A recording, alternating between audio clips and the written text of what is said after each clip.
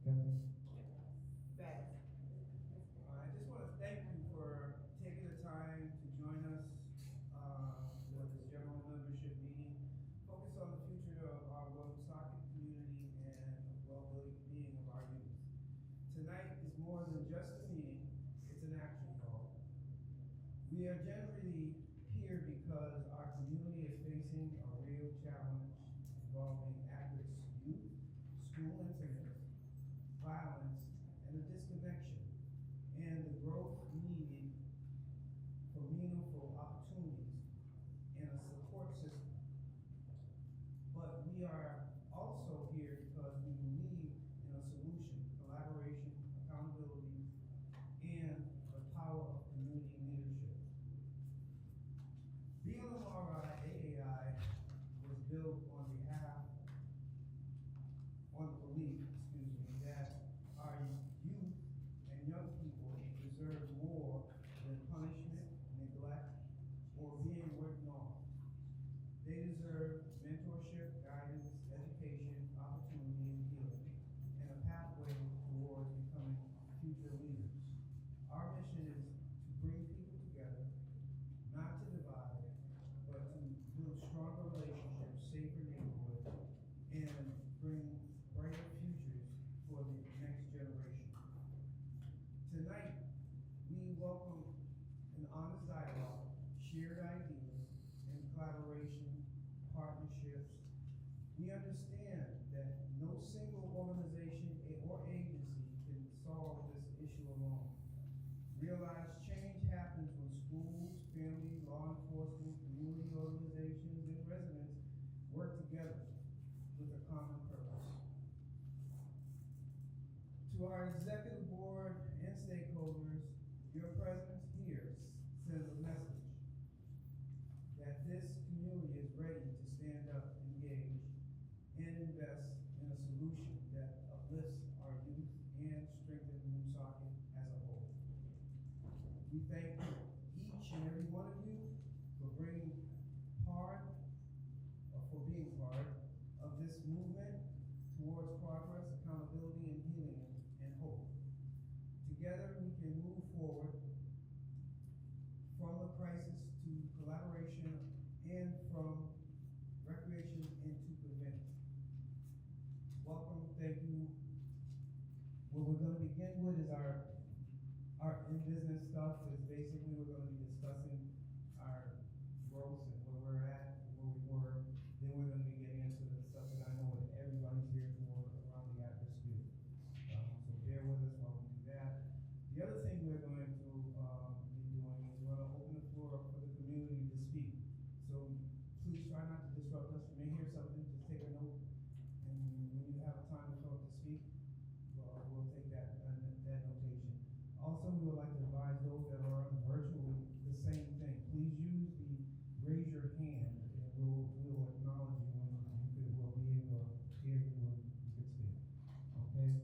With that being said, I think we're going to move into the agenda. I'm sorry my other executives are on their way, but what we say is we don't wait for them, we have to move forward, and then we catch them up, okay? So also I have to let you all know that this is being recorded, so we can keep records, and this is what I can't say I didn't say, and I can go back and hear what I said and see if I can do it better. Okay.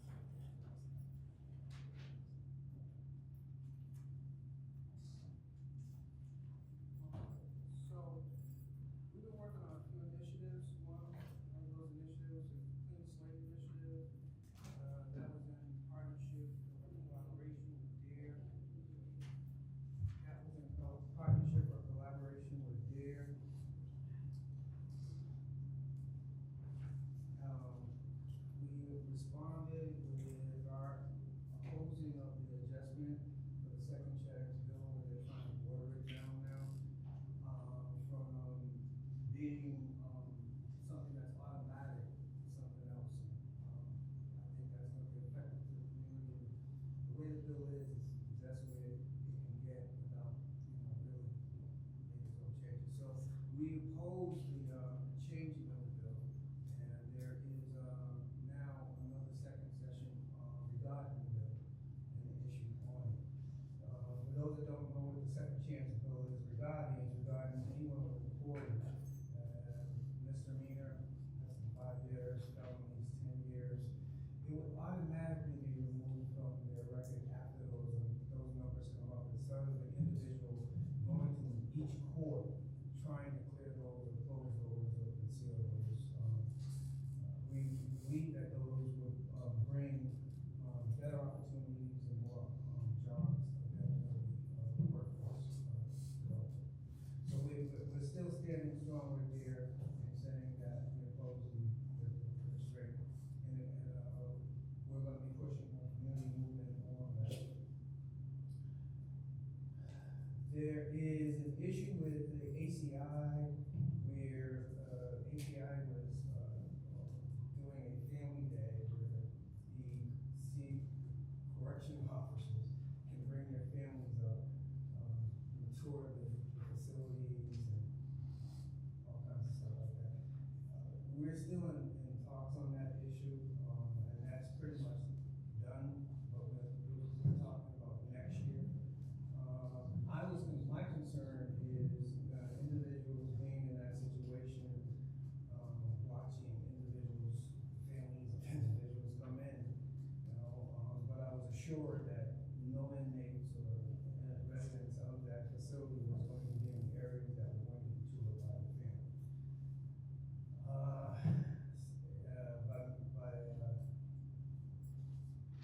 I'm still concerned. For anybody to have an idea like that in that work environment, that's almost like me saying, "Oh, biochemist, and I'm going to bring my kid into my job." I don't mind me, I won't get personal. The other thing that we have is we're talking about where we at. We've been graciously supported by the Protected Library. Now we're extend our thank you to Soccer Library for allowing us to have areas where we can meet with individuals, work their cases, and talk to individuals about what community concerns are happening, so that we can take charge to answer those issues.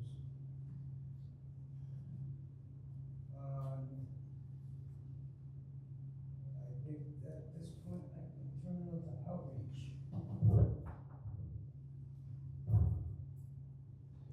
Good evening, my name is Rashad Martin. I'm the Executive Director of Outreach at the BLM AAI African American Innovation.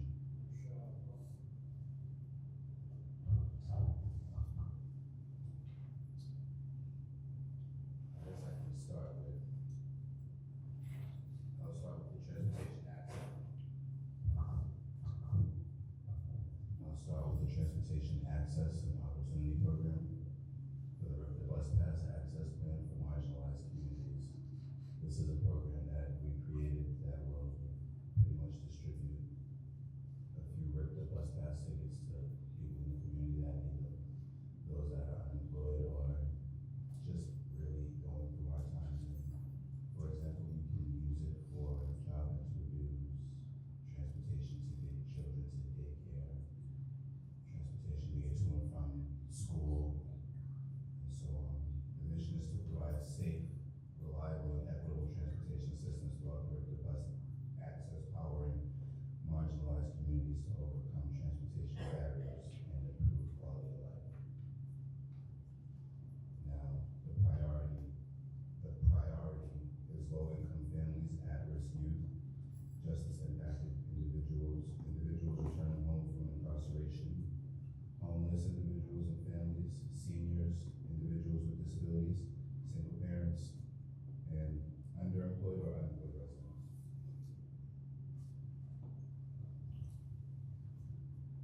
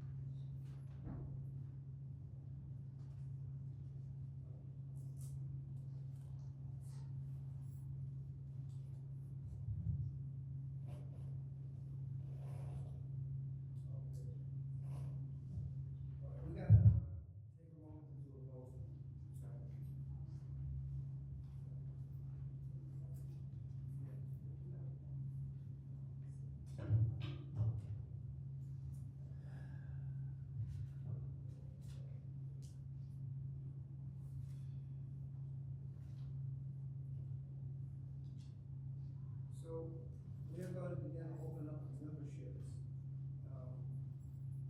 In order for us to get a lot of the work done, we're gonna have hands-on deck, boots on the ground. I commend these young gentlemen and ladies here before you who have stepped up to the answering the call, volunteering their time and their experiences to do this work. So with that being said, this is a community-led organization. This is not an organization that is owned or possessed by one entity or one individual. This organization is open to the community, to the community to keep the work going once the work has started. So we are right now in talks of membership. I'm hoping the executive board members, everybody got to read the membership policies and procedures, because I'd like to put a motion on the floor to accept.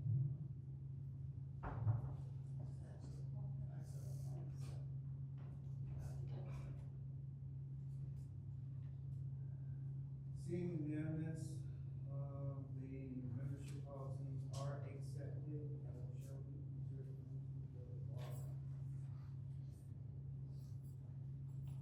Now there's the answer to the membership fees.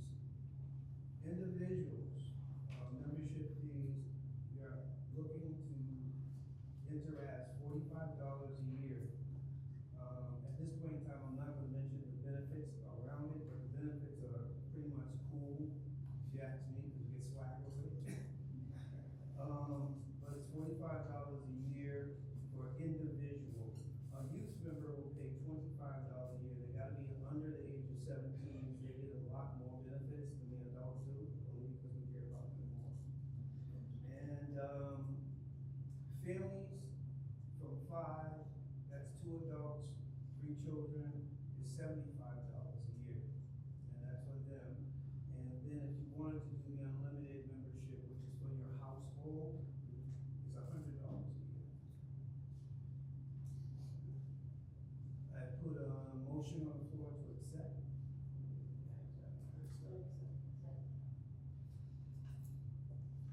Seeing that, being accepted, moving forward.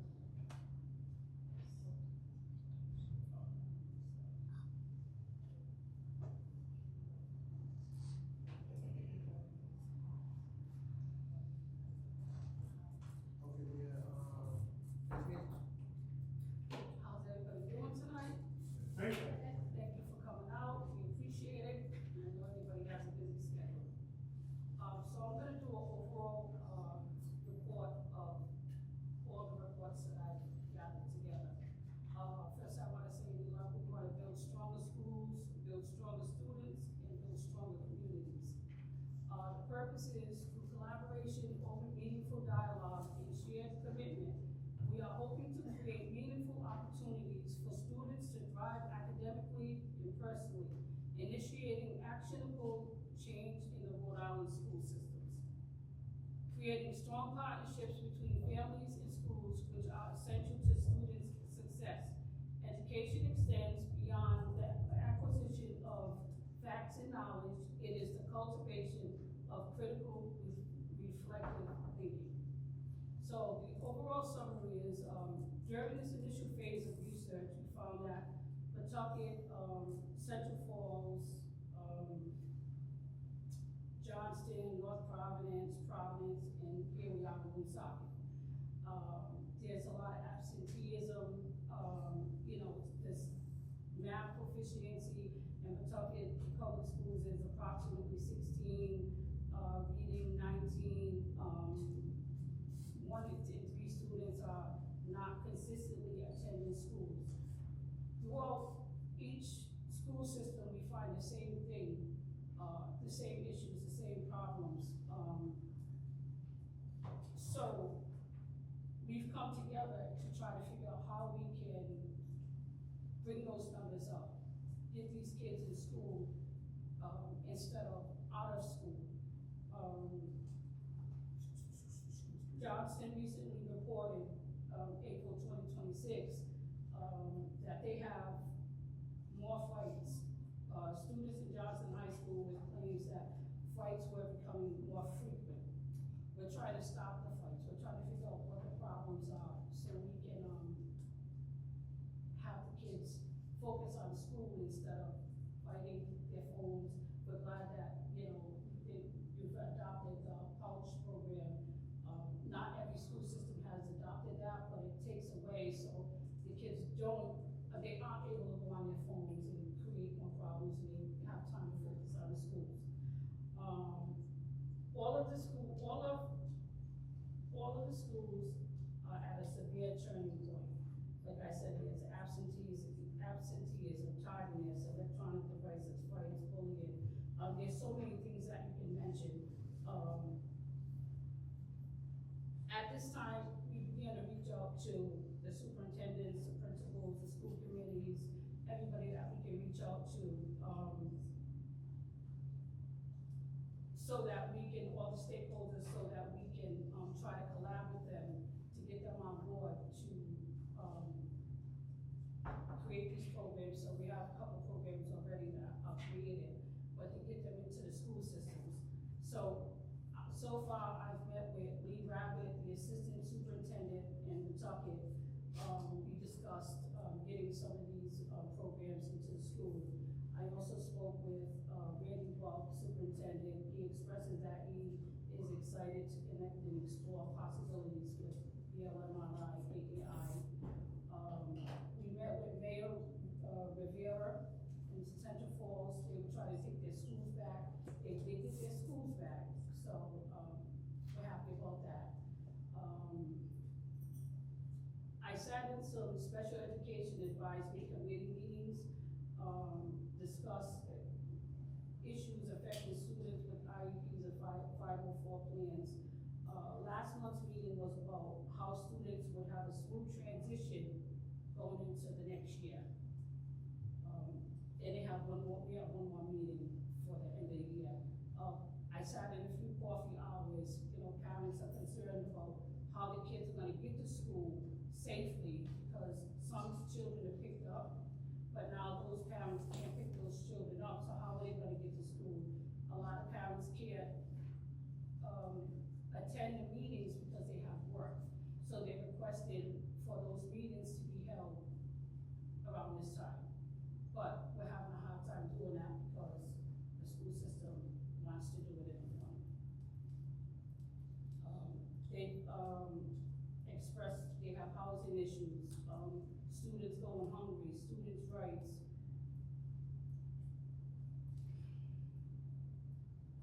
We also put together a parent coalition meeting. So we're trying to get the parents in so the parents can tell us what their needs are, what their concerns are. So only a couple of people showed up. It was around the time when we had the storm, so school was canceled. I didn't cancel the meeting because I was hoping some people would still come.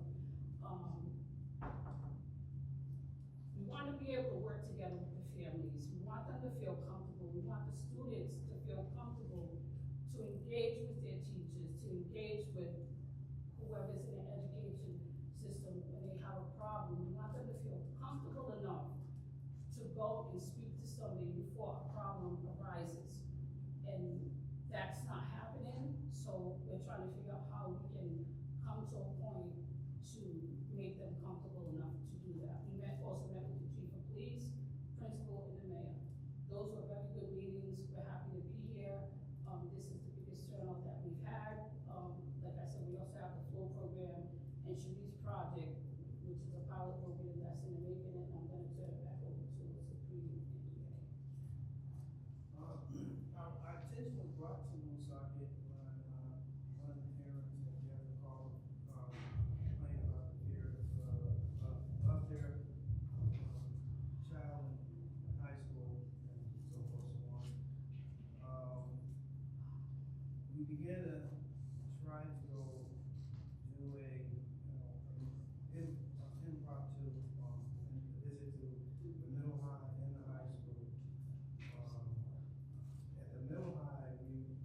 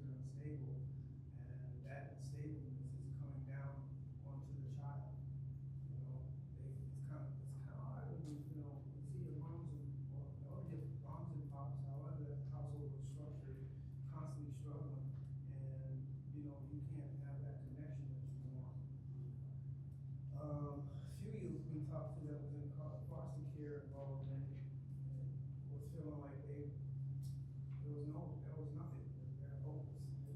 They have no hope in the system itself. As Leah referred, it's chronic absentees and based off the data, school discipline issues.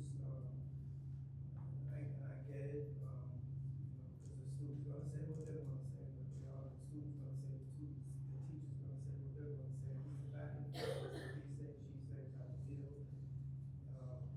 But it's gotta be a better way we can figure out when that does come about in the student's mind, why, let's deal with the truth and reality. The biggest thing that we also notice is there's a lot of mental health and substance abuse challenges. And that right there gave me a key point of seeing this is where a lot of the violence is really, coming out.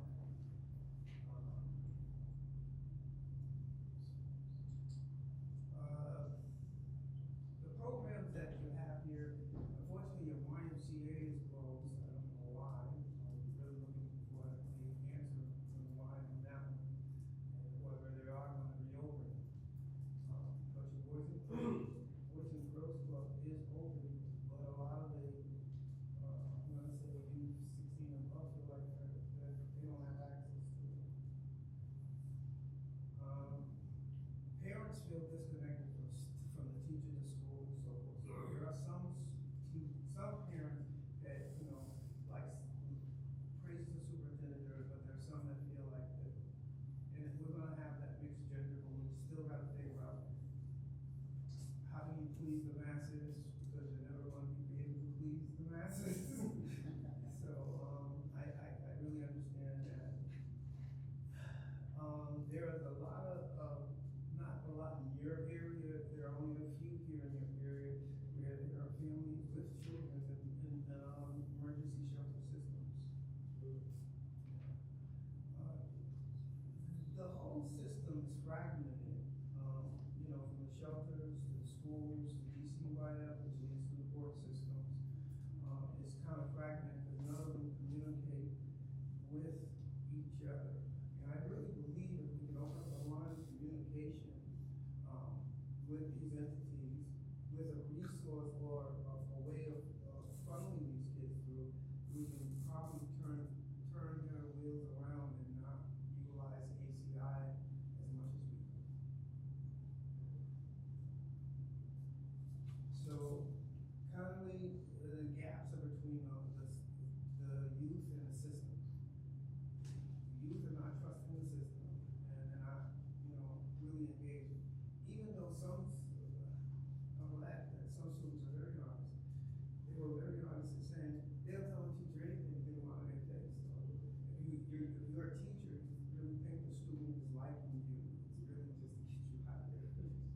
And that's not good to hear, and it's not a good thing, I'm sure, on their side to feel, but it's a trust issue.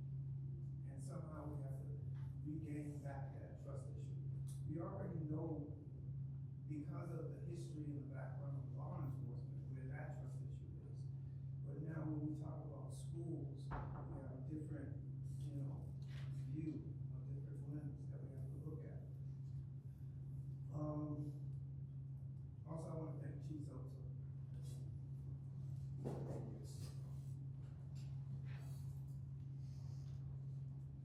So, I know there is a lot of good systems. I talked to the mayor and I talked to Chief, and they were telling me about a lot of good systems, especially the juvenile hearing board system that was there.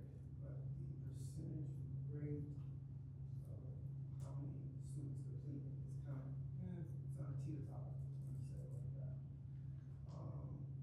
There's got to be other ways, and I really don't know how to, and I'm looking forward to speaking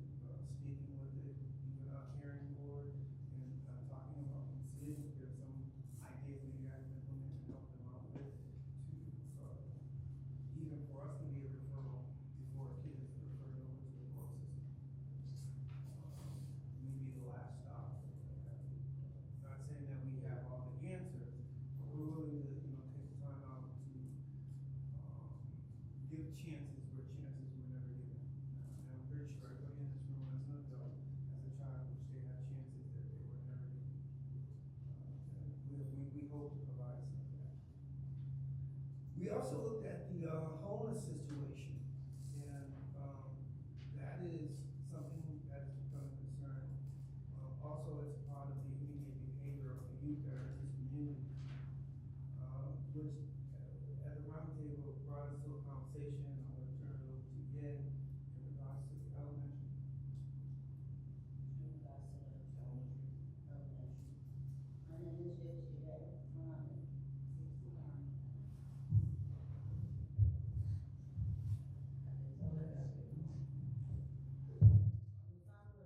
Project, and I went ahead and just made a couple copies. I didn't know there'd be this many people. Just to tell you the mission and vision of Streets Project, so you would know what it was about. So if you don't mind, just repeat this and pass it around. If you don't mind, I partnered with BLM AAI. My history has been working with mental health, with women and children. I partnered with BLM AAI because I am of the belief that when you catch the children in the elementary grades and you give them alternatives to acting out, I could read this data, but it's going to say the same thing that Leah said, and it's going to say the same thing that Sabrina said, and I agree with them. Housing instability, frequent school changes, chronic absenteeism, the curriculum's not keeping the attention of the children, so they're bored with the curriculum, so they're gonna act out, turn around, kick little Timmy, play games, then they're in trouble. And then they get blamed. We did write a grant for extended day to help bring up the literacy rates in Rhode Island. The children at the lowest grades in literacy. That didn't happen, but we're still trying.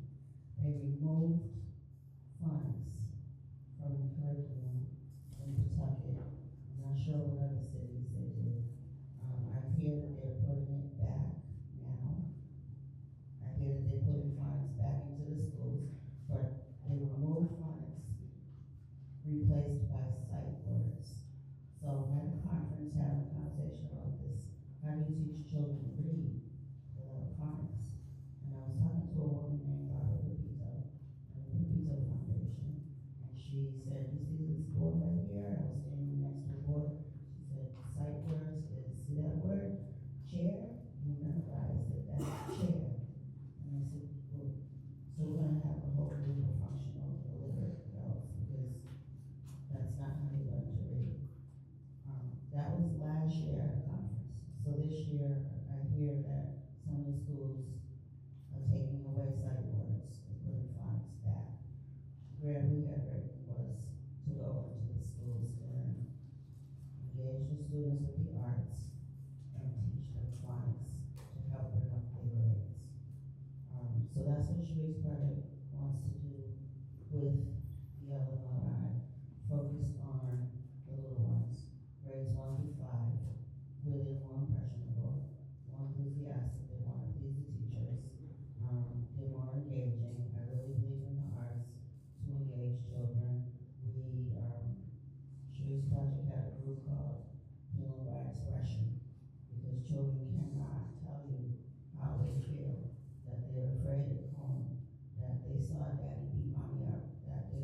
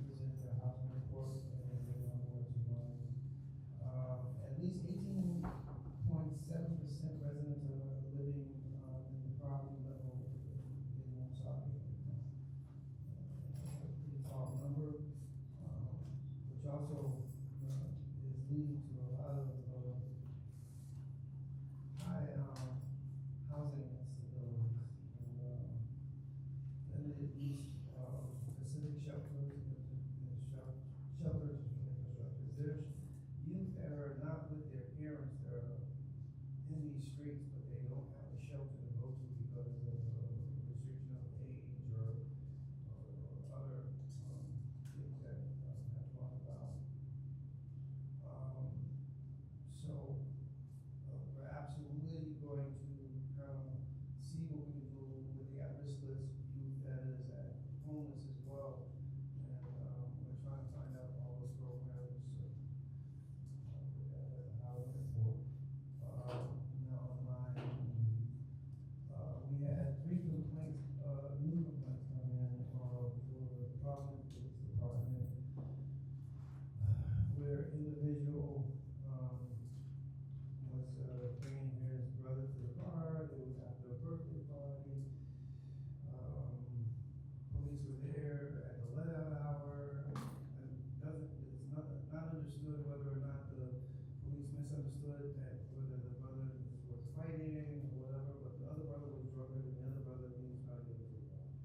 Police went in, grabbed him, and, a lot of people, spectators, took a video of, while 3 police officers are holding him, 1 police officer is continuously punching him, which is excessive force, and things that we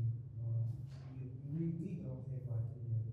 I, do thank, the chief over there, because he is listening to me, and, we have, shown me a resident how to, file an AI report, because a lot of residents don't know they can do that, and we're taking them through the steps, step by step. The other case is resolved, also, regarding, Providence Police Department.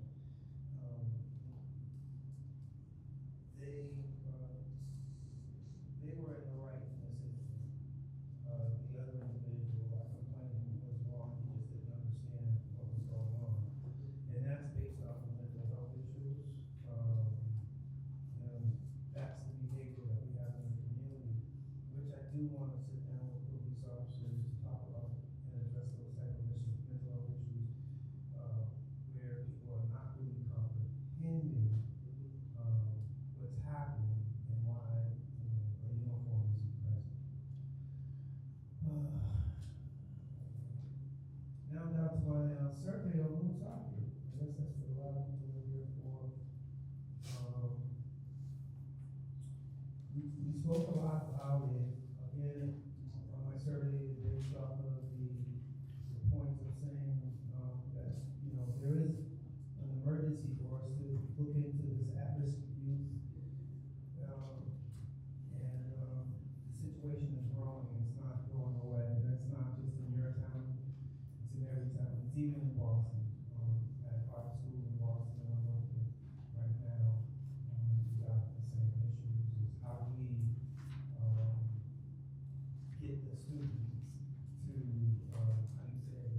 get the education and be safe getting it, because a lot of them feel unsafe, they don't feel safe at all.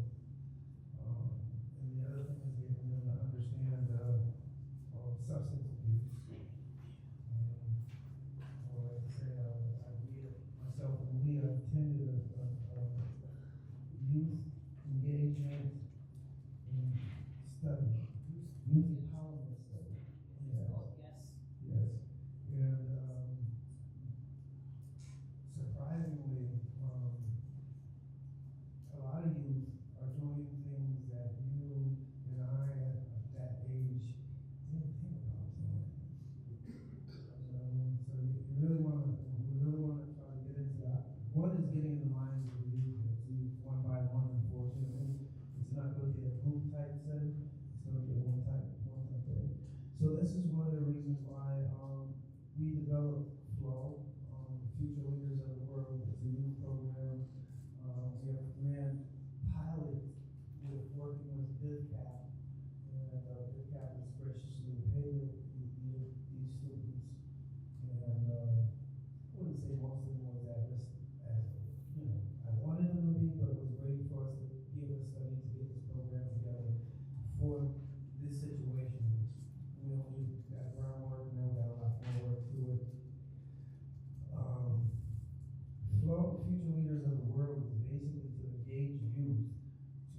get them more insightful of being a productive part of society versus a negative part of society.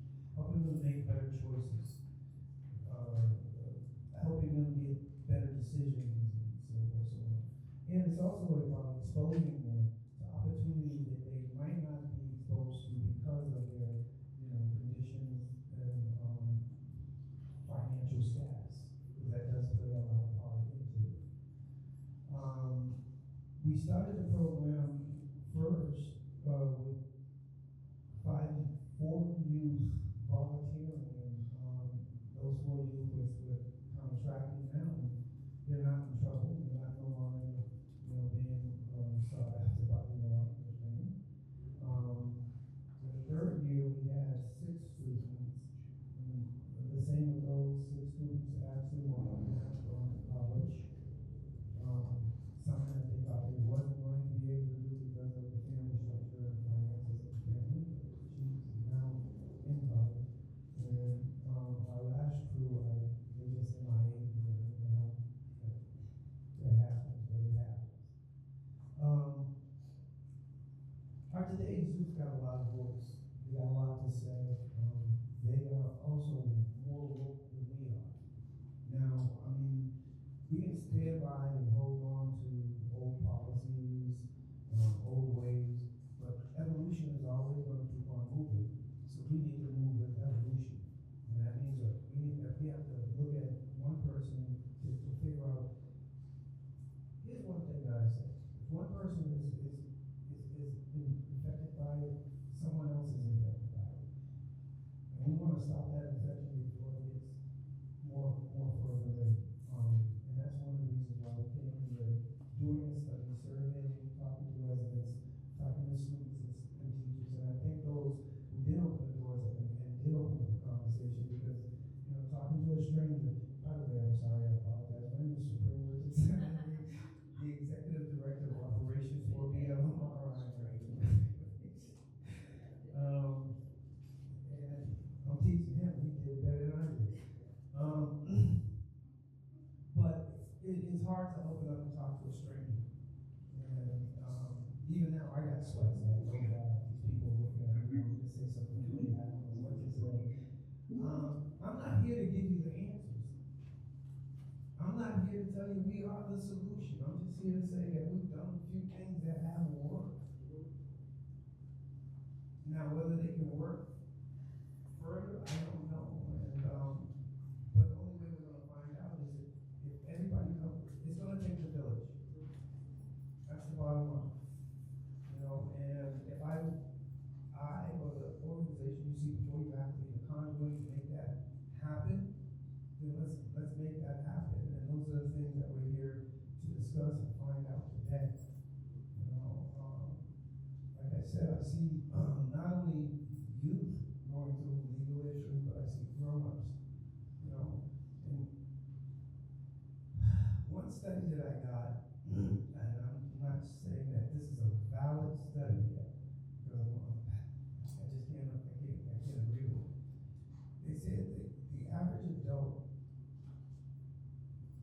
education in Rhode Island is at a 10th grade level. And I'm not sure about that. I can't see that as being an actual kind of fact. One of the things I want to inspire you all to also tell your students is education is every day. Don't depend on your teacher. Be your own teacher and teach yourself. I can tell you about a lot of things that I self-taught. And with today's technology, it's very easy.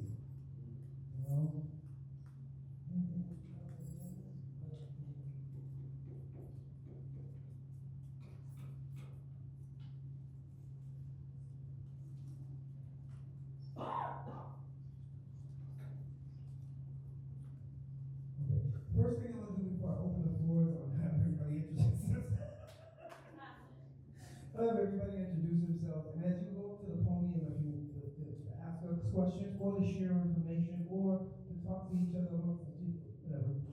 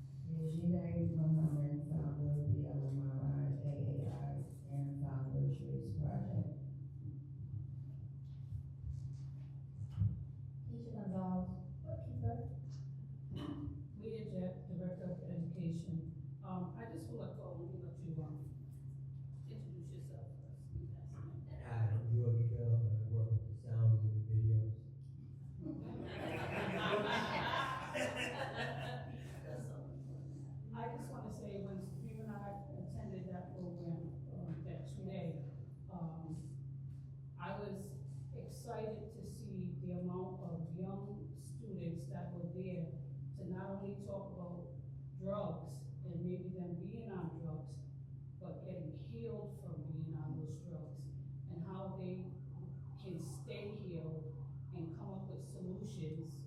So I was excited about that, and I would actually like to create a program ourselves to do that, because there's so many kids right now taking drugs and they don't even know they're taking them. Or taking them because they want to take them. So I was excited for that program, and I'm looking forward to creating another program so that we can, again, put more students in to keep them off the drugs. That's everybody.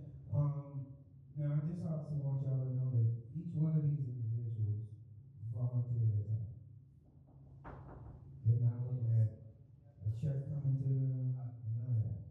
We do this on our own time. You know, and majority of our own time. You know, because again, I believe when community comes together, there's nothing we can't do. And that's what we want to do here today, is bring community together to do something. You know, and again, we're not trying to come in and tell y'all what to do, step on no toes. We talking about collaboration, working together. You know, something that we should do as a village. You know what I'm saying? So please, if you have anything that you'd like to share with us in regards to at-risk youth homelessness, or even an issue you may have that you would like for us to take a look at, please feel free to step up to the podium. Step on up.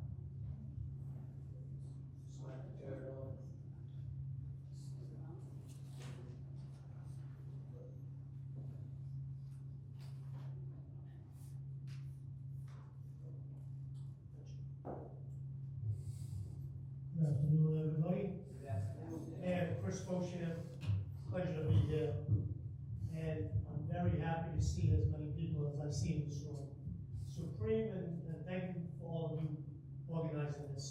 Supreme and his staff came to my office, I don't know, 2-3 weeks ago. We had a great conversation. And as people in this room know me, I'm about what Supreme said. Collaboration, coordination, communication, right? That's how we get things done. Not pointing fingers, they're not doing it right, I know how to do it better, that type of stuff, right? We can't do that, because we don't solve problems by doing that. And I'm just gonna say a couple of things that I've observed, not only being in the city all my life, but being around high school kids, coaching basketball at high school for 11 years. One word that Supreme said that really resonated with me is trust. Building trust between the mayor's office, residents, teachers and the mayor's office, teachers and students. And when I was at the pep rally last week, superintendent invited me to a pep rally. What was very important when I walked in was everybody was looking at each other, talking to each other, because nobody had their phones, right? Kids were engaging. They were engaging with each other. And I'll just tell you that education is paramount for all of us, right? Not so much for us, because we're old and in a way like me, but young people taking over. Yeah. So I'm all about what Supreme said and what everybody else said up here is about what can I do? What is my part, right? And if everybody does a little bit, we can solve a lot. I see Josie Bird here, a pillar of our community, been here for many, many years discussing these topics, and she's still here. Thank you. So I'll just say that for me, education, and I don't care if it's at Mount St. Charles where I went, Woonsocket, Good Shepherd, wherever, right? It's all important. Educating our kids, no matter where they go, is paramount. Building that trust is what I think is first, but my goal is to get kids into school, right? Attendance. If you're not there, you're not learning. That's the first step. And I know you all know about the governor's attendance matters. We gotta do better as a community in Woonsocket. It has come up, but it can be a lot better. And how do we do that? Parent engagement. Have kids talk to the parents, have the parents call, and I know they do, call teachers, call guidance teachers, and say, listen, Why isn't Joey in school? What we can do to help? And I heard a story today about an 11-year-old that wasn't going to school because she was afraid to walk to school because her mother worked. 11 years old, what grade are you in? 5th, 6th grade, I think, right? Imagine an 11-year-old kid walking to school. Like, I never walked to school. I was in 9th, 10th grade. My parents wouldn't let me walk to school. But I was lucky. I had a mother that stayed home, took care of her 8 kids. We had opportunities, right? So I just think that we can all do this together. And I thank the superintendent and the teachers that are here, the principals that are here, because it's not me against you, it's all of us together. Thanks. Thank you.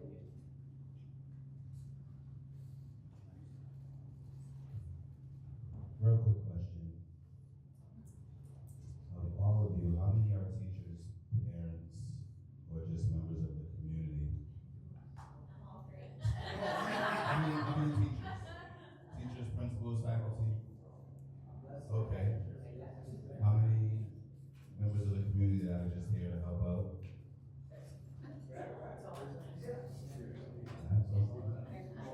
How many parents? Okay.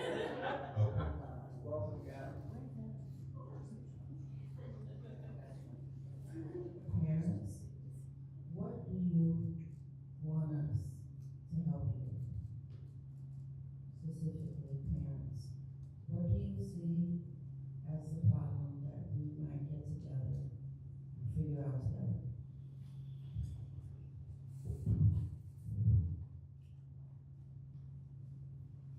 How many of you have a youth that you consider at risk?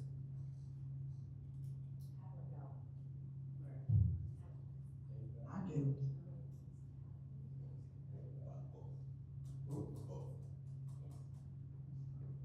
What do you see, or how do you see we can help you? Oh, wait a minute, I'm sorry, somebody on, yeah, go ahead, I'm sorry, somebody online. I'm not saying I have at-risk youth as well. And I think if there was maybe more supports, like parent supports collectively, like having parent committees and everything is great, but when they're segmented, it makes it hard for parents' voices to actually be heard and for student voices to be heard too, and for people to have, to be pushed to follow through with the supports that are actually available, which are already memos of none. Maybe we can have some more collectivity among the parents and have more of a structure in how we can like establish some type of maybe policies and resources for these kids to be able to, for us to be able to help navigate them, especially once the state says that they're grown when they get pretty much 16, 17, it leaves you kind of out of the loop. So if we can come up with some things together in the community to help each other out, I think that would help a lot, especially for the young men. When we have single mothers. Thank you. Anybody else? Thank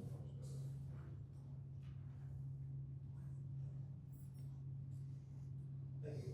My name is Safdar Mahmoud. I'm an assistant principal at Woonsocket High School. As an educator, I am trained to recognize signs of mental health struggles in students. And the issue that I'm running into oftentimes is when I speak to the parents and guardians and tell them that there are these signs in your child. A lot of them feel like it's a label that they don't want to put on their students. So I think that if we can help educate parents more and guardians more to understand that it's not a stigma against your child.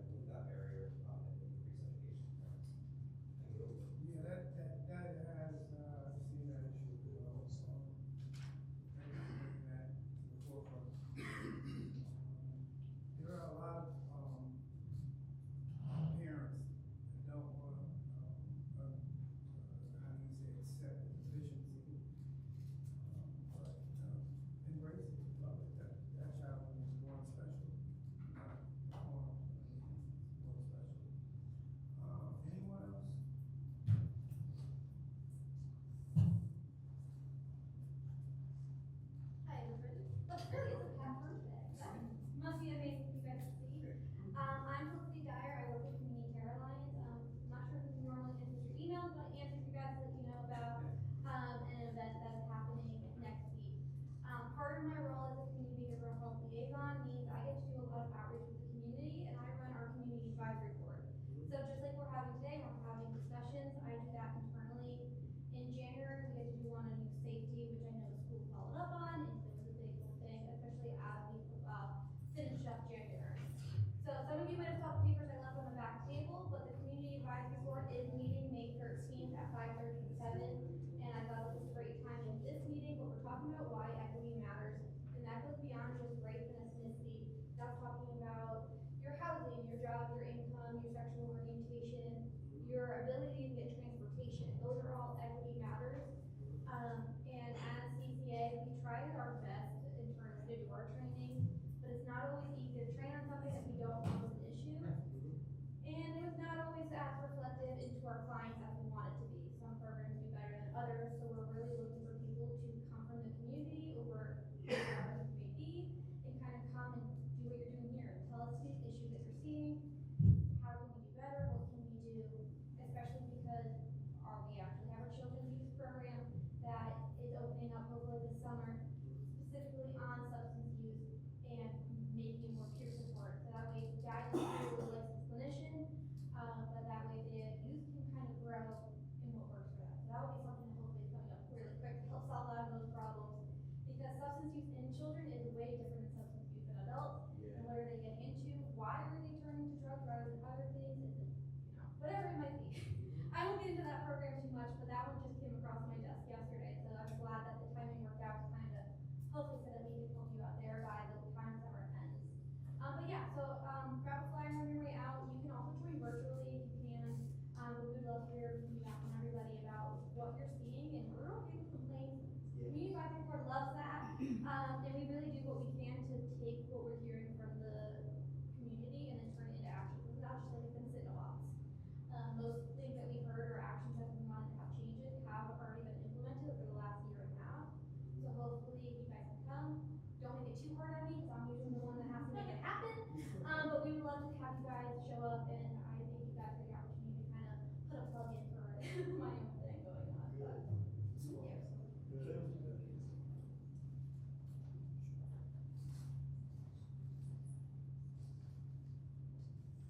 Don't be afraid to get up and share. Did you say your name was Felicity? Yes. Okay, got it. If y'all want, just create a line. The quicker we get through this, the quicker y'all can go on to that line.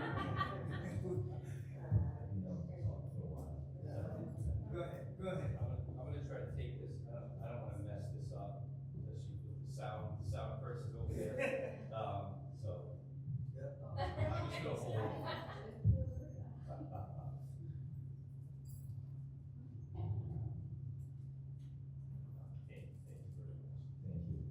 My name is Patrick McGee. I'm the superintendent here in Woonsocket. And thank you, Supreme, thank you. We met the other day. We had a good conversation. I think that you asked some really important questions, and it was an opportunity for us to kind of explain a little bit of what we do, here in Woonsocket to try to support our youth and to try to support our community as a whole, and that there are also a lot of answers we don't have, right? And we need to work with the community. We appreciate you, in your organization coming out to try to provide some assistance to us. One of the things I want to say is that I think we're really fortunate.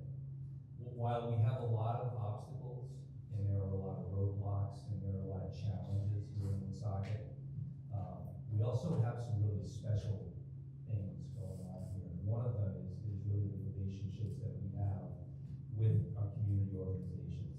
Here in Woonsocket, we do have the ability to partner with many organizations, whether it's CCF, CCA, Undernest, you name it. I've left a lot out, but we do have that. We also have the partnership with the city itself, and I'm not just saying this because the mayor is sitting here. We do have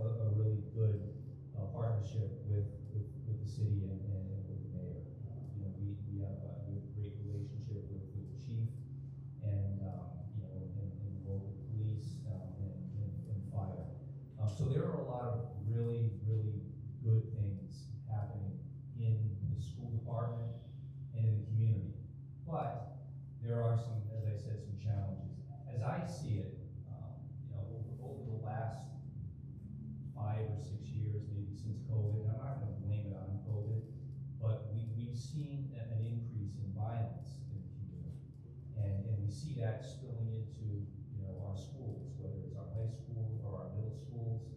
And there is a real concern from students and from families about safety of students and staff in our schools. And we recognize that. And we have worked and we continue to work hard to try to create environments where our students come and they feel safe, and our staff come and they can teach and they can feel safe.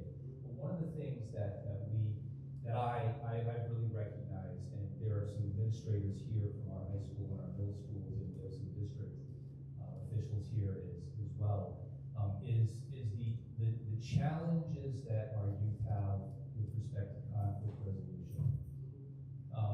Many of the violent acts and the fights, whether they're in our schools or in the community, in the parks, are really based on just the inability for kids and youth to communicate with one another, to try to solve problems, and not resort to violence, right? And we're working hard with our local, agencies. We're working hard with statewide agencies like Bradley Hospital to try to provide those supports so that our students have the skills so that they can resolve conflicts without having to fight. And it's a challenge, and we're working really hard at that, but it is something that I see as a real issue here in the community. And I don't think it's just limited to Woonsocket, because as you said, Supreme, earlier, right, someone said that Johnston is seeing an uptick in fights. So this is societal, unfortunately, and it's something that we really have to continue to focus on. We have a meeting, the district, I have a meeting on Friday with an organization who is going to come in, and we're hoping to partner with them around conflict resolution, around mediation, establishing opportunities for our teachers and staff to be trained as mediators, and also for some of our students to be trained as mediators. Because one of the really positive things we have, and there are many things that I'm proud of about this city and our school department. I really am. And I'm not just saying that because, I feel like I have to say it in front of an audience. I really believe it. But one of the things that we have that we're really proud of is we have peer mentors at our high school and our middle schools.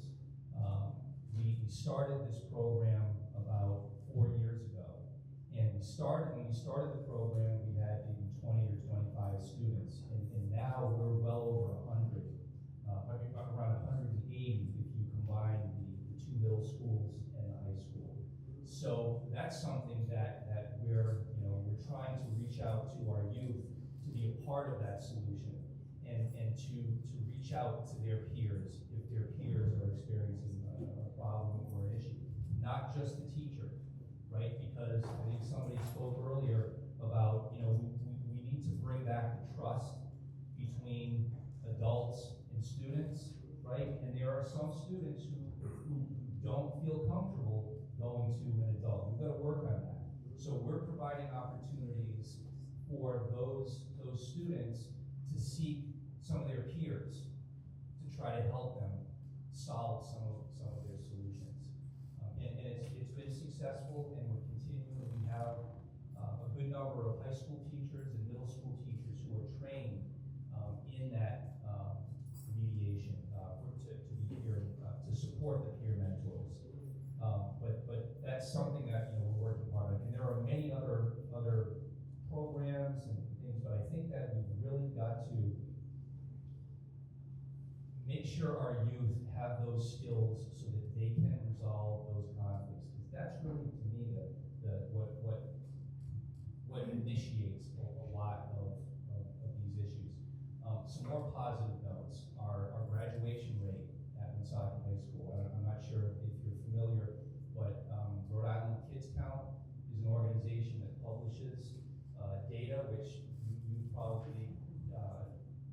yourselves, and some of you here may have seen that. I'm really proud to announce that Woonsocket High School's graduation rate is up to 80%, which is the highest it's been in, I can't remember, up from about 63%.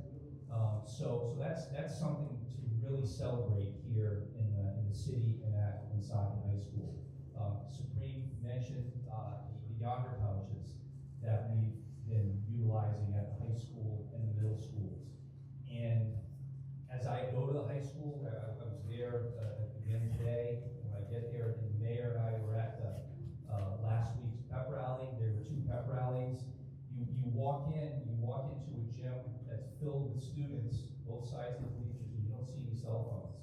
What do you see? You see kids actually focusing on what's happening, communicating and talking to one another. You walk through the halls and you see students talking with one another, and they're not just walking around with phones, or they're not, trying to videotape a fight with their phones. So that's a real positive that we've seen here in Woonsocket. Other districts are also looking to implement the pouches, but that's something that I think is going to have a real positive effect. Hopefully that will extend to student learning, and it'll increase student learning in the classroom. Teachers won't have to constantly have to tell students to put their phones away.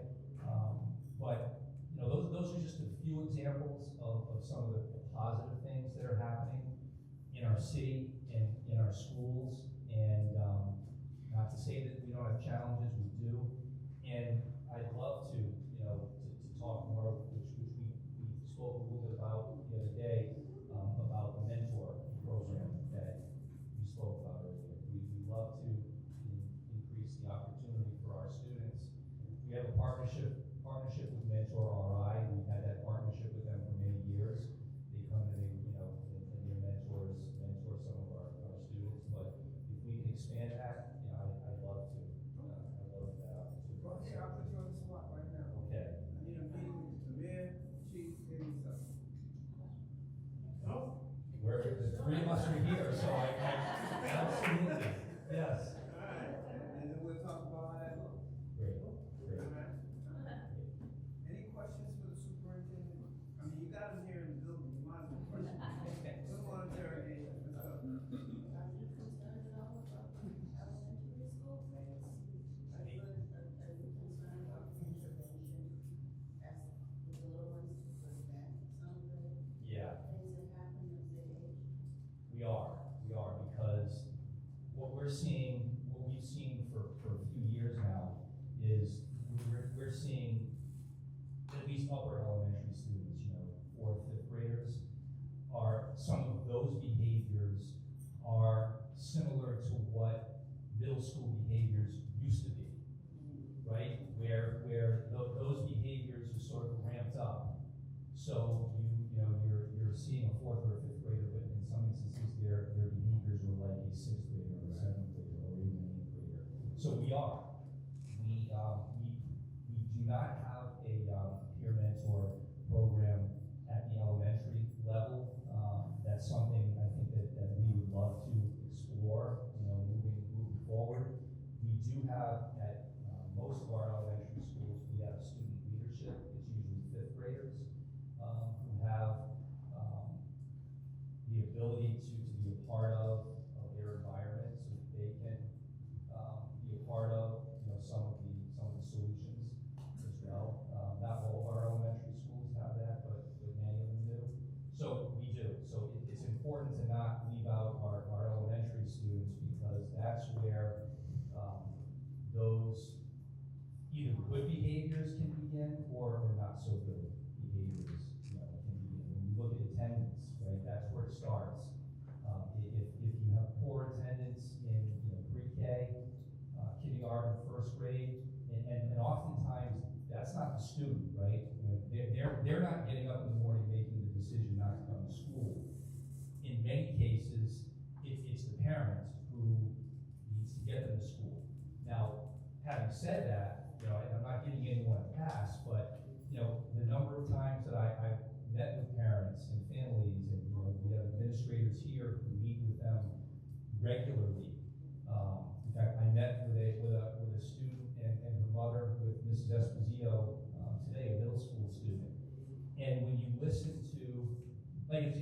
it's easy to judge and to say, you need to get to school, you need to do better in school, you need to behave, right? Anyone can say that, but when you actually listen to what's going on at home, there are some cases where you think to yourself, it's a miracle that this student is even coming to school at all. And we see that regularly. It would break your heart. So, in many cases, the students, they want to do well, they want to come to school, but, if you're a middle schooler, you have to take care of your elementary siblings. If you've got to, get them to school in the morning, and you see that. We see that at the middle school. We see that, unfortunately, way too often. For little people, they have such large responsibilities. And when you listen to what the family's going through, it's easy for us to say to the parent, well, come on, just make this happen. But when you hear what they're going through, whether they're homeless, this person that we spoke to today had her car repossessed, so she had to walk to the administration building to meet with us. She has to walk. That's how she gets around the city. So, when you're trying to schedule a parent meeting, that's a challenge, right? So I think there are times where we have to say to ourselves, okay, let's not judge. Let's take into consideration the challenges that some of these families face, and let's try to meet them halfway. So it's not just on the parents. There are many parents that, most of our parents want what's best for their children, but they have a lot of roadblocks and they have a lot of challenges that they have to overcome on a daily basis that to us is like, I didn't have to worry about that. If I had to go to school for my child, I just went to school, right? I go to parent-teacher conferences.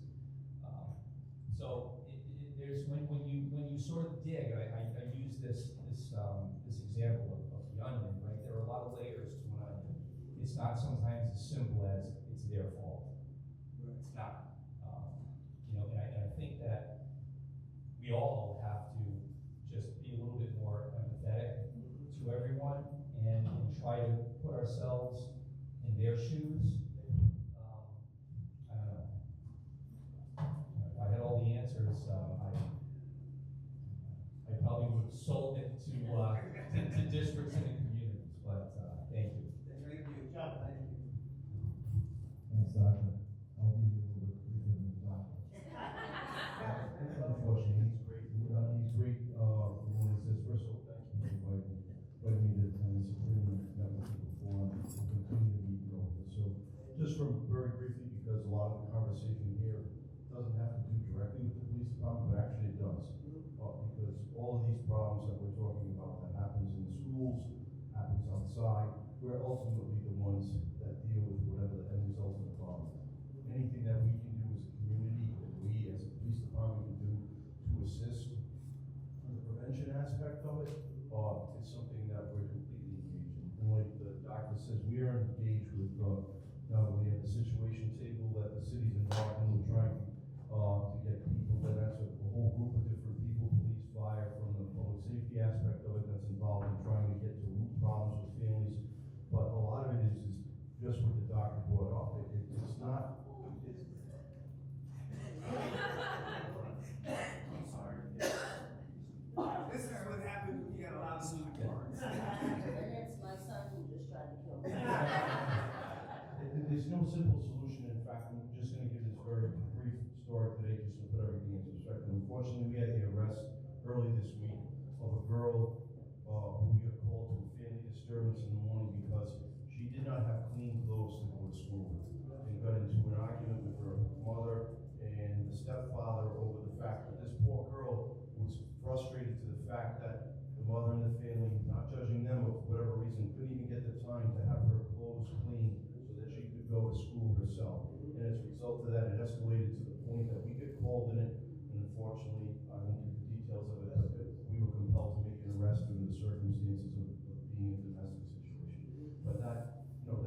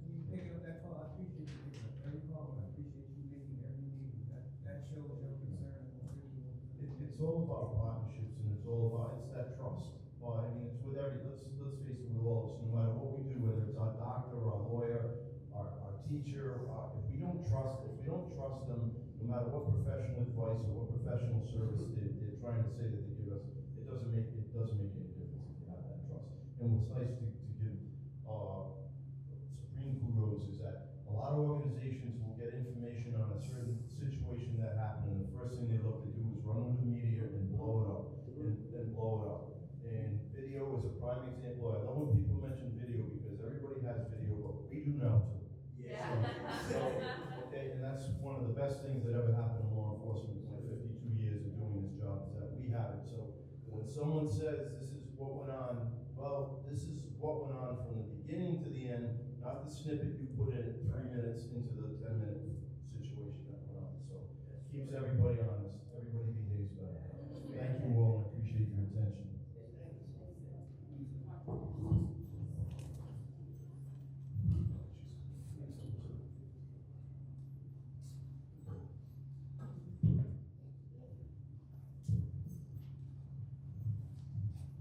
I would like to see the hands of the staff and from teachers from Woodside High School.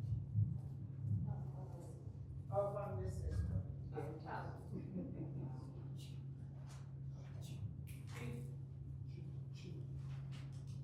My name is Josephine Bird. Welcome. Thank you. And I moved to Rhode Island in January 1960. And I was 17 years old when I came to Rhode Island. I moved from South Carolina, which was segregated at the time. And I came here, and it was a white school system and segregated. I think it was 2 of us in the high school at the time. So I came from a black school to a white school. And I was being taught by white teachers. And I had some issues. It was a mental impact on me when I moved to Rhode Island. Also, when I made friends in the school system, that pretty much was all white. I had one friend, Claire Neary, that hung with me the entire time. When I look around at the staff at Woonsocket High School, I know our community has grown, loads of blacks, loads of Spanish children. Entire system have changed except for the staff in the school system.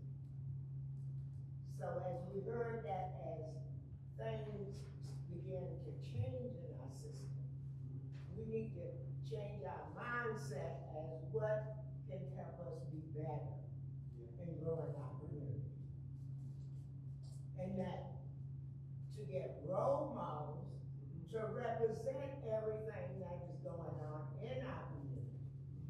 And this is when respect begins. Here's who can go, a young child who lives in a Spanish family and was like me, had never really truly dealt with anybody but family members. And then get into a system, and you've got this person coming up, you say, you can't do it. And the kid looking at you and saying, you're not my mother, and they tell you that real quick now. You're not my parent. But if someone in there with the same culture that understands that child can go and that person is gonna speak differently to that child because she's gonna come from a mother's instinct. She understands the culture. So we need to learn how to change our Woonsocket have always had an issue with that. I want to give kudos to Chief Olders. Did he leave? He just left now.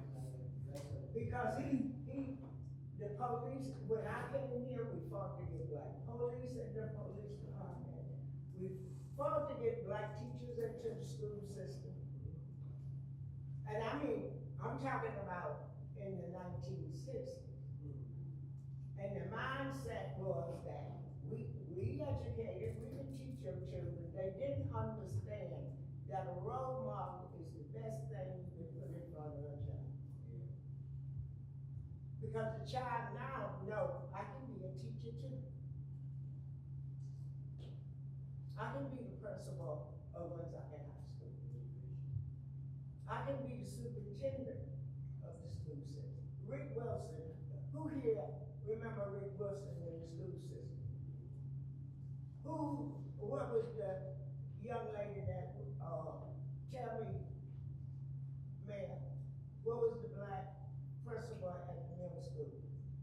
That was, Pauline Ellis. She came to Woonsocket and changed that entire school system into a place of discipline. She even disciplined the staff.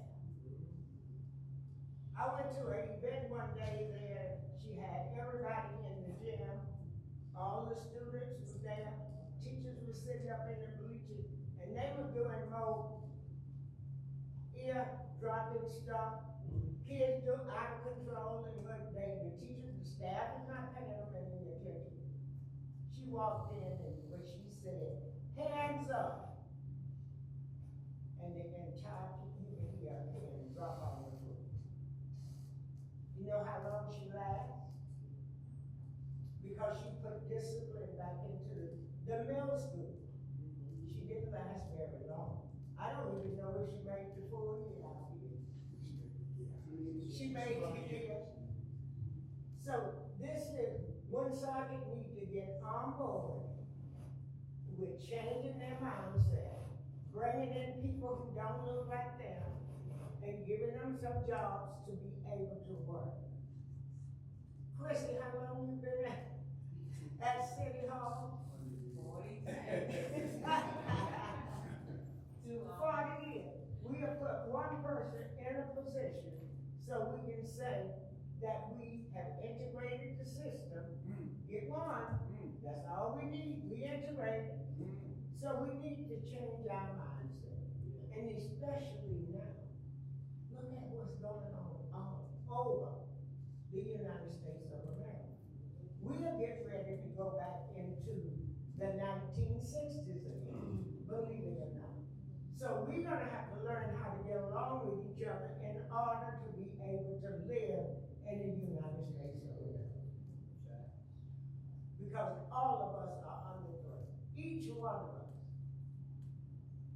To the point, if your parent came from somewhere else, I don't even know where my grandparents came from. But we were brought here on the boat. I don't know where we got picked up at. So where did I understand? So we all need to get our minds together. Come together as a city. Because I worked hard in the city for housing. We had to demonstrate to get housing for black folks. We had to go and stand at the school system and say, we want black teachers here.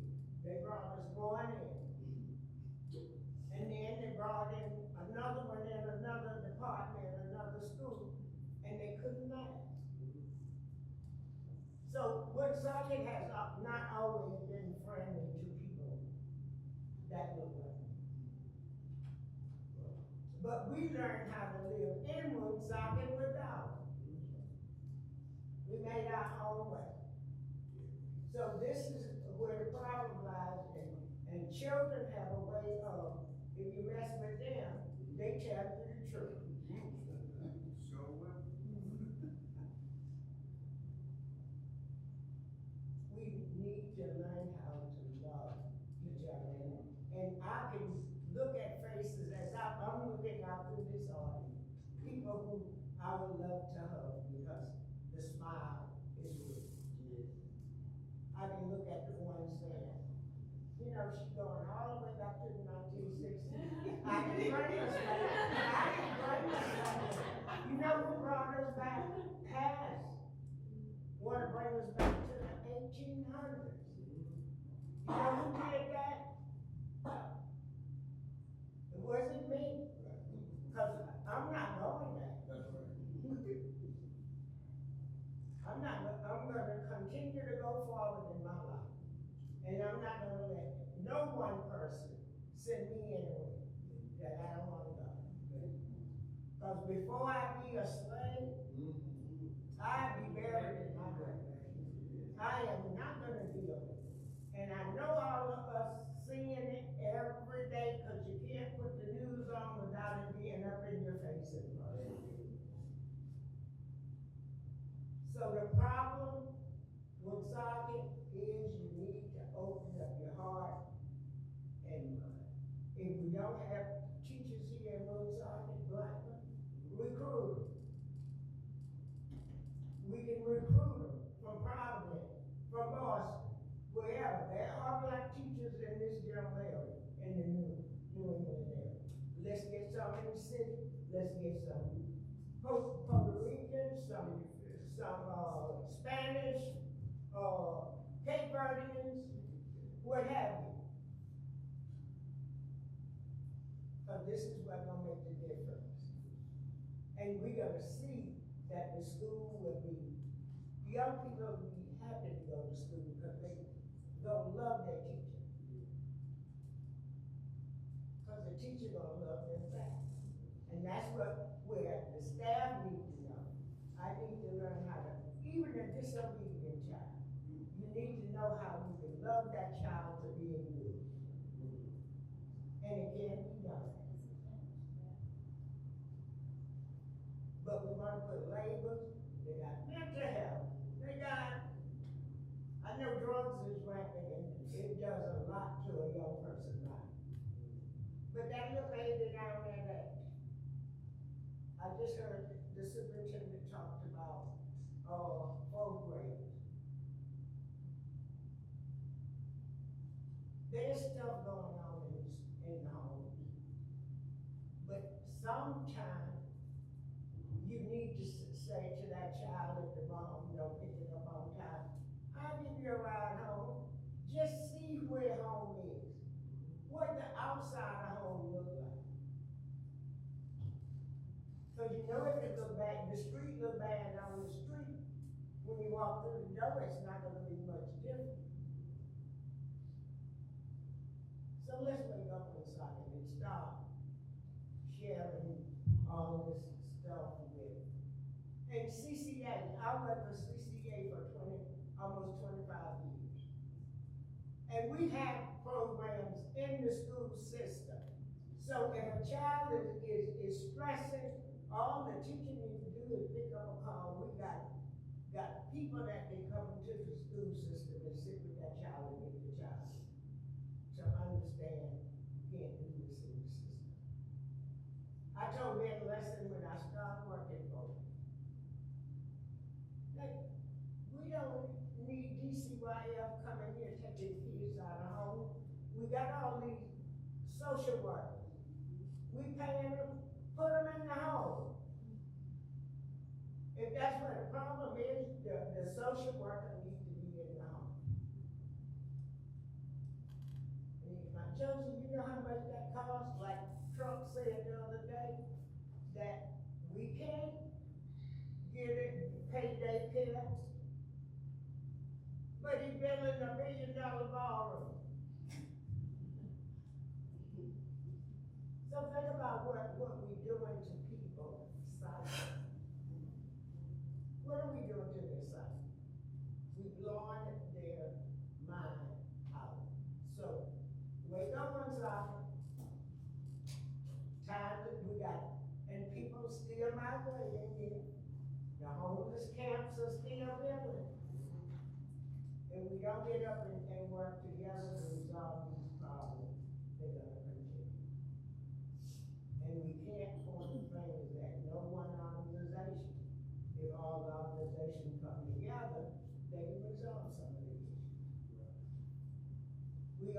shut down Cumberland Street and just open it up. You don't hear nothing. We not gonna hear anything until it blow up.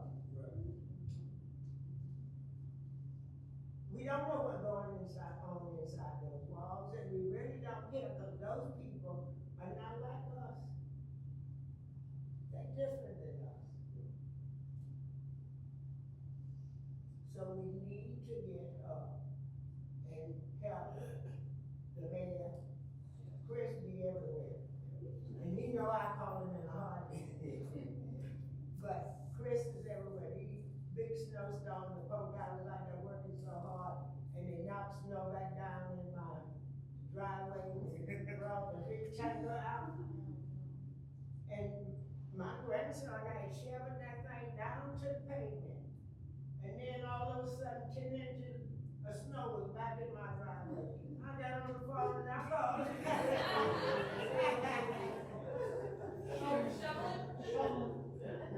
Get your shovel. I'm 83 years old. I can't get out there and shovel no more. And he was right there. So, and we gotta push our politicians to make them work for us. If we vote for them, they owe us. We work for you. They actually work for them.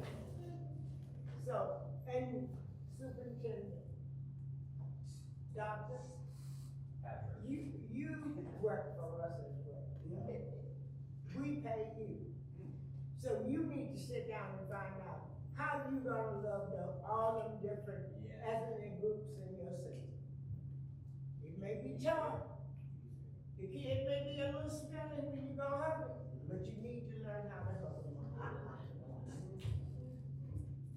You need to love these children. Children strive on love. And not sending them into some kind of camp. I heard we've been shipping kids out of the city to other places. Well, you need to stop, because it's our problem. We need to fix it. So, Doc, we're holding you to the task. That's your responsibility. Deal with these beautiful black folks up here. Black lives. Because we all matter. And this is how we all gonna work to get this cleaned up. As coming together as people who see a better community. And thank you for letting me fuss tonight.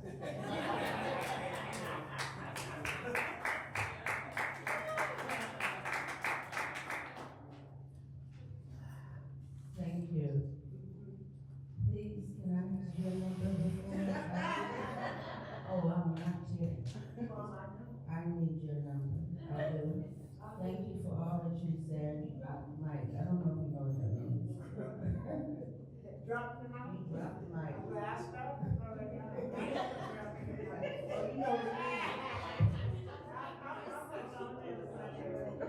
You know where I want your number? Because I'm gonna call you and ask you if you'll come to class with me one day and talk to your kids, your story, do something with them. So back home in the motherland, children didn't sit at a desk for 6 hours. And you didn't need to be able to teach. The elders taught, the youngest taught, the children went outside and figured out critical thinking, how to solve problems. And you are an elder who has wisdom, and they don't know it. They don't even know how to respect that. Respect. Yes. So I will be calling you. Did you leave your name? Okay, so you, Auntie Josephine.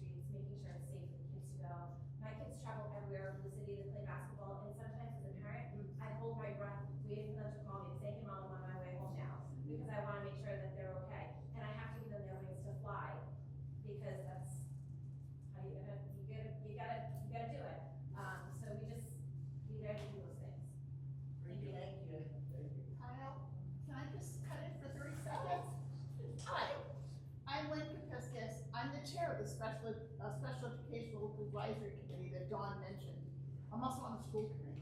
I've been chair of the CLAC for over 20 years, and our attendance has gone downhill. And that's true of all the parent organizations, PTOs.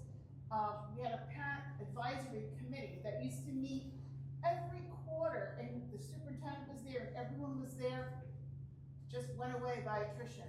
And now we still have bylaws, but nobody to run it, and I can't do it because school committee.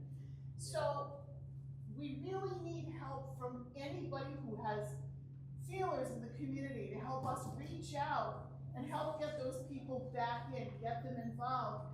We do our very best, like you said, in person, virtual. We used to feed people, and I don't know what to do anymore. So any guidance you have would be greatly appreciated. Thank you, Mr. Quadros. Let me connect you up to our education, okay? And she'll, try to see what we can do. Great. My name. Hi everybody, my name is Kyle Quadros. I am a director for the Woonsocket Education Department. Thank you all for coming and housing this in Woonsocket. I think it's important for a number of reasons, and I think so many people had really powerful words in terms of talking about fragmented systems, in terms of talking about earlier intervention, in terms of some of the things that we're doing. And I think the reason why this is so powerful and important is because language matters. Being able to control the narrative matters. And unfortunately, the narrative in Woonsocket is one that many people can't be proud of, right? Like when you look at a lot of the data and a lot of the statistics, it just highlights how poorly we're doing as a community, but that doesn't tell the whole story.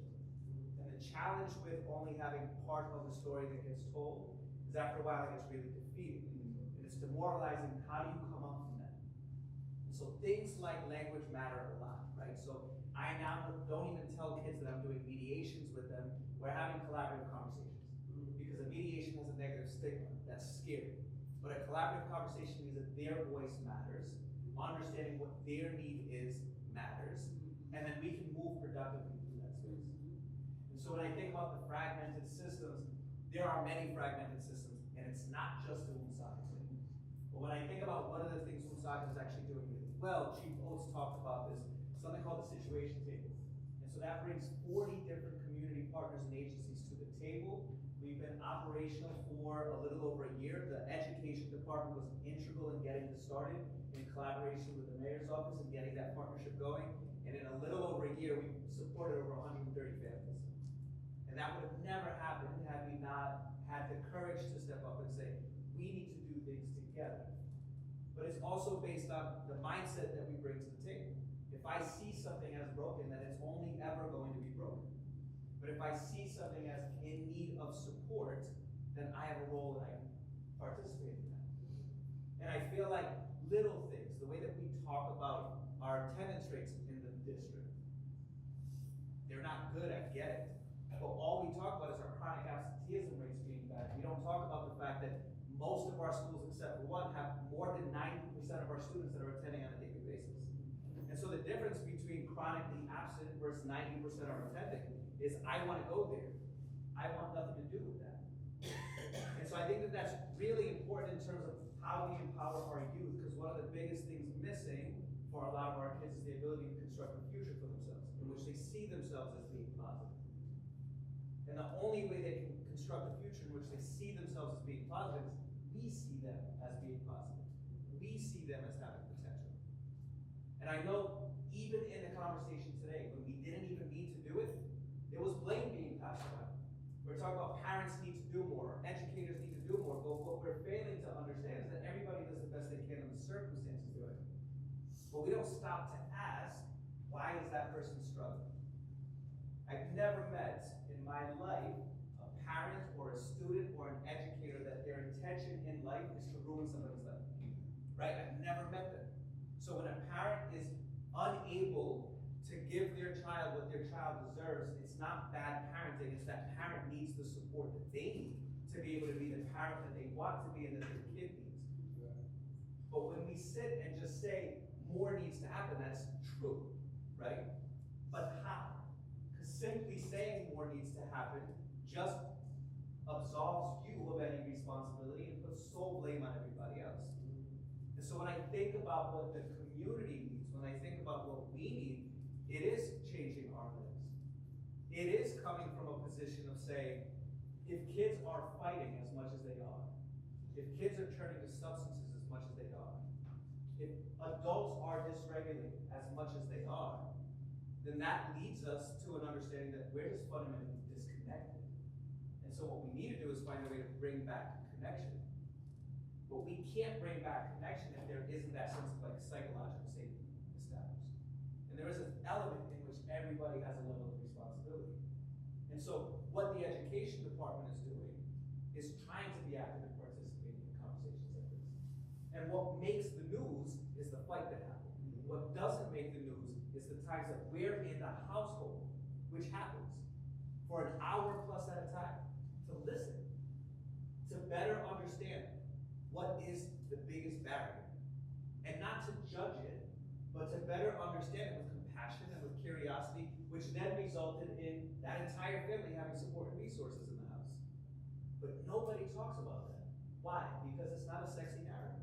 It's better to continue to oppress. It's better to continue to talk about how bad things are because there's more money in them, right? There's not money in things going well. There's money in things struggling. And so it's important that we reclaim the narrative. It's important that when the superintendent says, here are all these great things that are happening, that we believe them.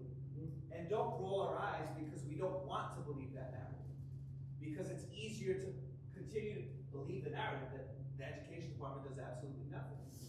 Or to understand half of the story, but not understand the complexity of everything that goes into it.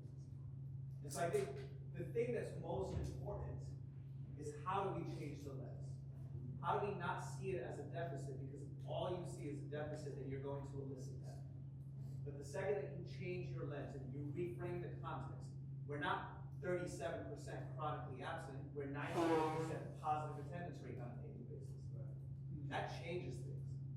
And when you find that sense of pride, because you're able to construct that future, then the connection happens. Then we can all come together and move forward.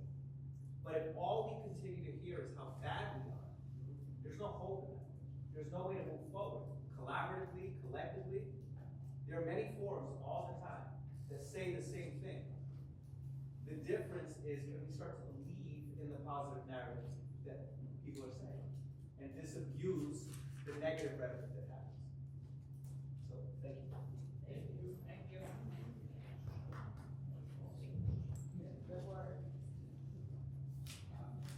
Good evening, my name is Mike Reagan. I'm one of the assistant principals at the high school. I want to say that I agree with everything that's been said here this evening, but to go to your original question, mentorship program.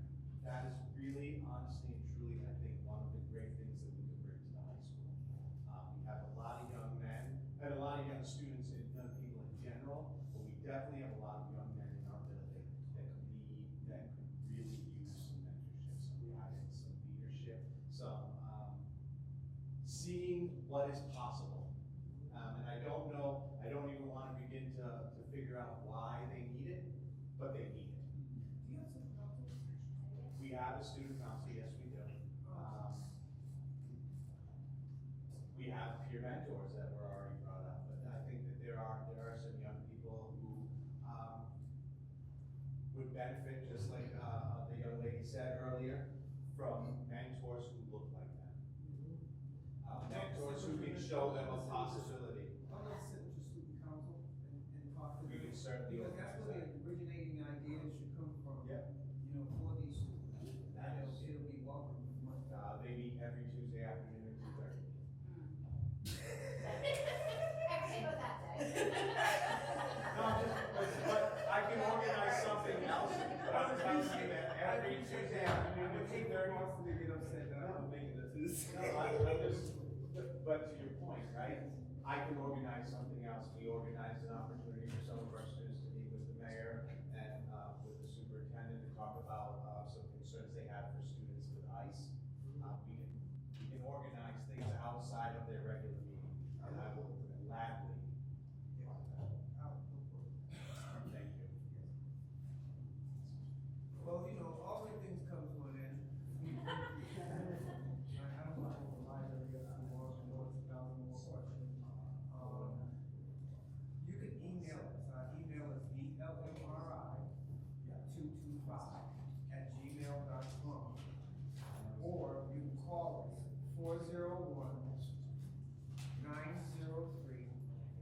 5591. That's BLMRI55@gmail.com, 401-903-5591. If we didn't answer a question, you had a question that you didn't want to ask in public or anything like that, please feel free to send it to us, and share it with us.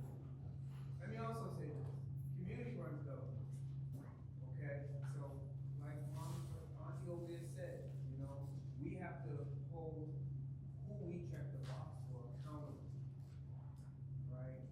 And as far as my culture, people that look like me, I'm here to fight for them and then be their voice to make that change.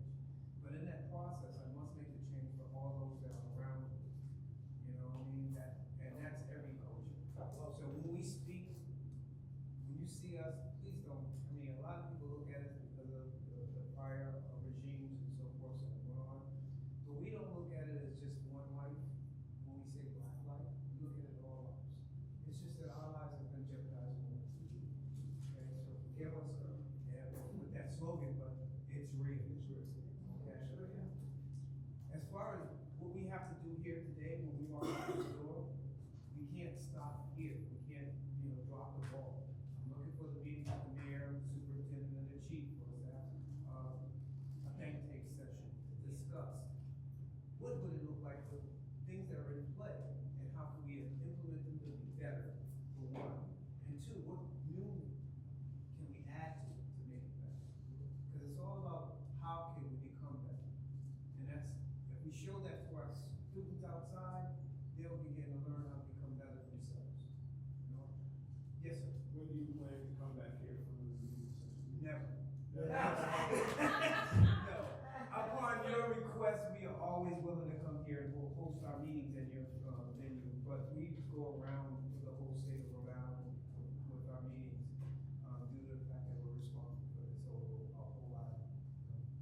Hopefully we'll circle back here. Yes. And send out the flyers you did before. Yes. We will help to share the messages you did in the house. Thank you. I feel blessed. In the near future. Thank you, sir. Yeah, that'll be great after we have our meeting and hopefully we get some success. And we'll come back and report to you all on our success. Yes, sir. And make sure you talk openly with the people that you are approaching here in the city of Woonsocket.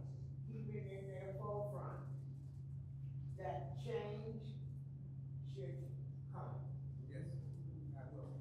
And I put 3 children through this system, education system, without any problem. When they graduated, went off to college, they said, we're coming back to Woonsocket for. We need to open opportunities for young folks. I've been trying to, Jeannie and her husband stayed with me during the pandemic. And I was saying, oh, maybe this get her back rooted in Woonsocket. They was looking every night, what are we gonna do? Go to the movie, go to the bar.